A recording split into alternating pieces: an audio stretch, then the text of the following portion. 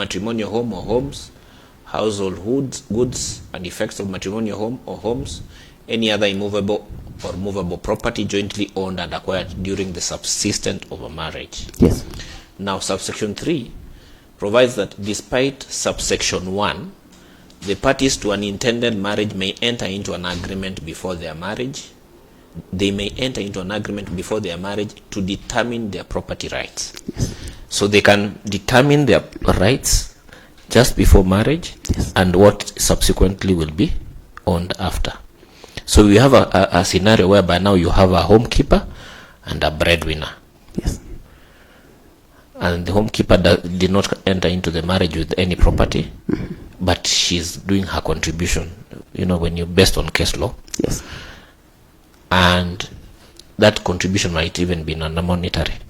Then there is property that is now acquired during marriage.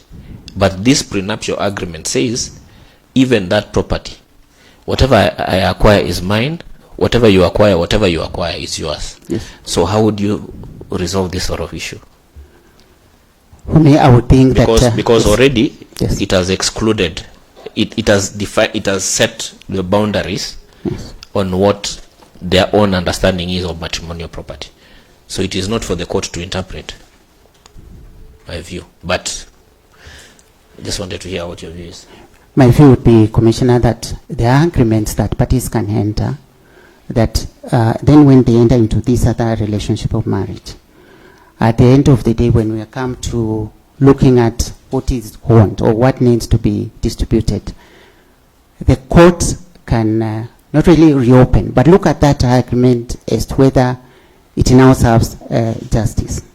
Because then it will mean one person will be, this one person will lose what should belong to him or her, the homekeeper, because of an agreement that was entered, and then other conduct that came after that may have created rights to this homekeeper. Okay, so then how would you deal with the matrimonial property? Do you then set aside that agreement and then now deal with the property as if there was no prenuptial agreement, and then apply your mind? Because something must be done to that agreement before you enter into the arena of what is or is not matrimonial property.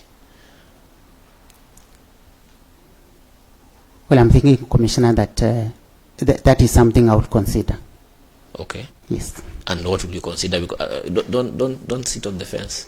No, I'm saying relooking at this agreement, okay, and saying that this is what parties agreed, this is where we are today. Okay. What are the rights that have been created since then to where we are? All right.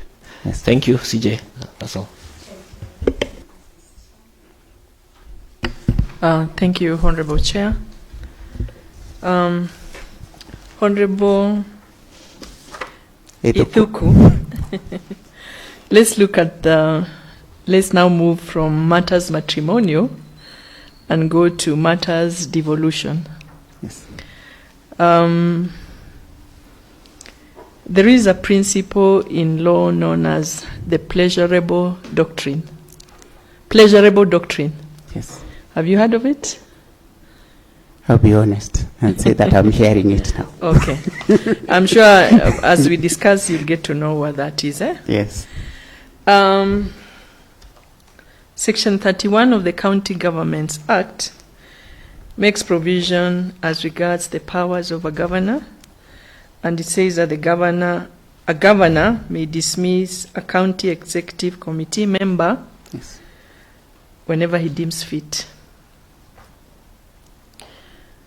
There is a county executive secretary who's been fired by his or her governor, and the matter is brought before you for determination. yes, And while bearing in mind the provisions of Section 31 of the County Governments Act, vis-a-vis the employment rights of this county executive secretary, and also bearing in mind the pleasurable doctrine, which I want to believe that you are now beginning to understand what that is. Yes. How would you deal with such a matter? Thank you, Commissioner. That pleasurable doctrine seems to be like when you used to say you serve at the President's pleasure or the Yes, you serve at the Crown's pleasure. Yes. Right. If the matter comes to me,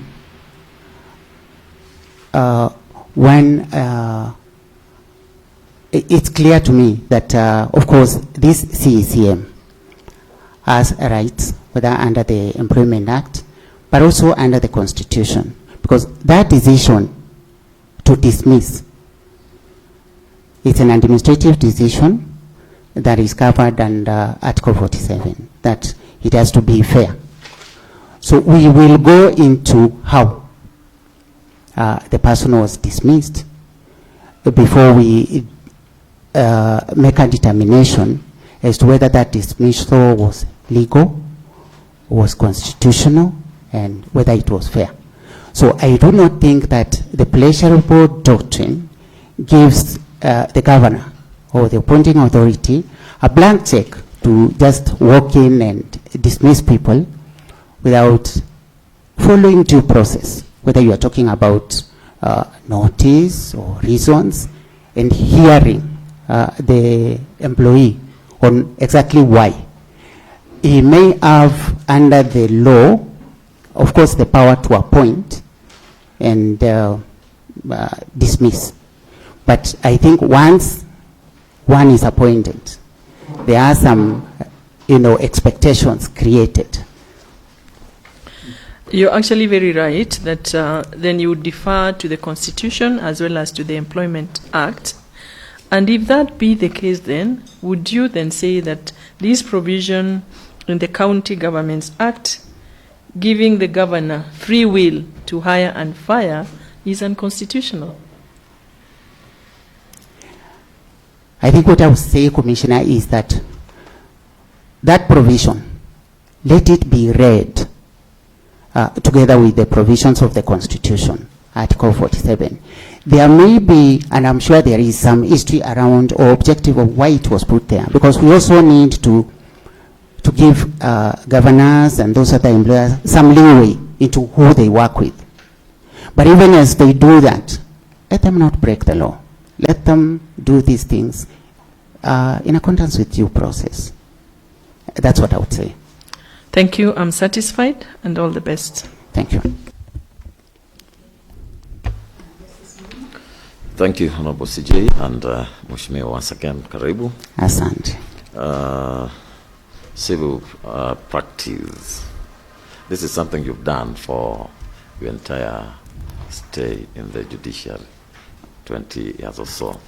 Now, Section 75 of the Civil Procedure Act and Order 43 of the Civil Procedure Rules provide for appeals from orders. This is something you handle, I believe, many a times.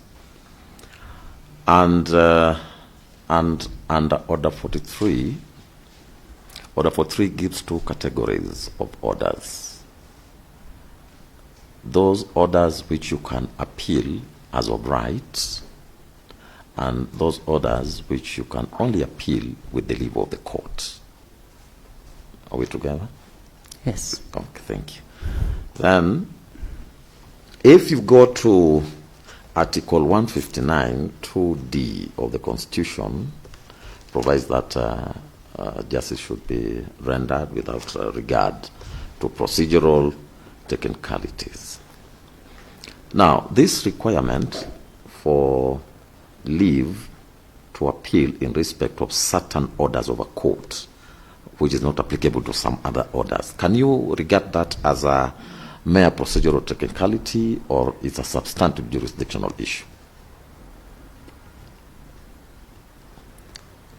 I will regard that as a substantial jurisdictional issue, because it says you have no leave, then you have no access. Thank you.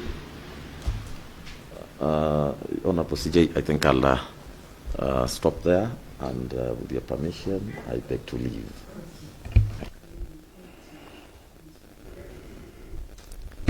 Thank you, Chair. Good morning once again, Your Honor. Good morning, Commissioner. Okay, you need, yes. Yes, you can take some water.